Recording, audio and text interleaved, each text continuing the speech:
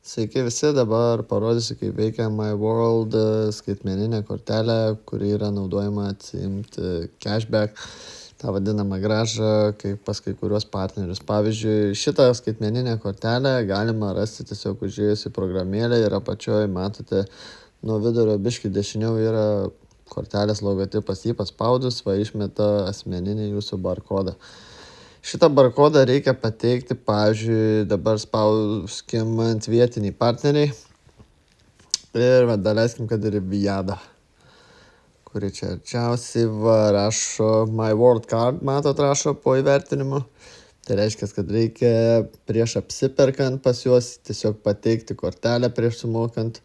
Tai reiškia, duoti šitą barkodą, nuskenuoti ir tada sumokėti. Ir čia atitinkami procentai, kokie sugrįž nuo tam tikrų prekių, pavyzdžiui, kur išleidžia, daleiskim, degalams 2 procentai, plovyklai 21 procentas sugrįž, maistas 11 ir dar autogoods, tai čia kaip suprantu, plovimas skysčiai, visokie ten tepalai ir panašiai, 7 procentai sugrįž.